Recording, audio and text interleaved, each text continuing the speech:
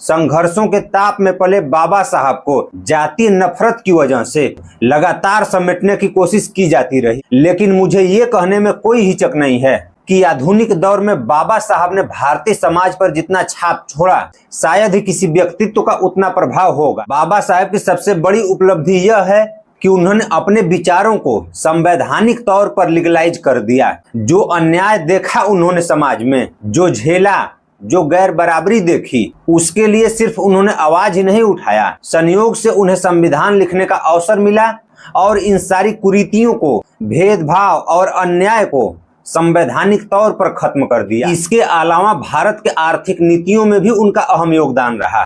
RBI की स्थापना उनके द्वारा लिखे गए थेसिस से प्रभावित थी, जो उन्होंने 1923 में लिखा था, the problem of the rupee, its origin and its solution. संविधान के अनुच्छेद 280 के तहत वित्त आयोग की परिकल्पना बाबा साहब का प्रस्ताव था। ब्रिटिश भारत के अंतरिम सरकार में बतौर लेबर मंत्री भी उन्होंने बहुत काम किया। जल संसाधन नीति में Damodar valley project, Hirakud dam, Son river project, इन परियोजनाओं के प्रस्ताव में भी बाबा साहब की अहम भूमिका थी। औद्योगिक नीति में एम्प्लॉयमेंट एक्सचेंज के तहत बेरोजगारी के आंकड़े एकत्र करना, इच्छुक लोगों को सरकारी या निजी क्षेत्र में रोजगार प्रोवाइड कराना, मजदूरों के लिए 8 घंटे का वर्किंग आवर फिक्स करना, ये तमाम सुधार उन्होंने बतौर लेबर मंत्री 1942 से 46 के बीच में किए।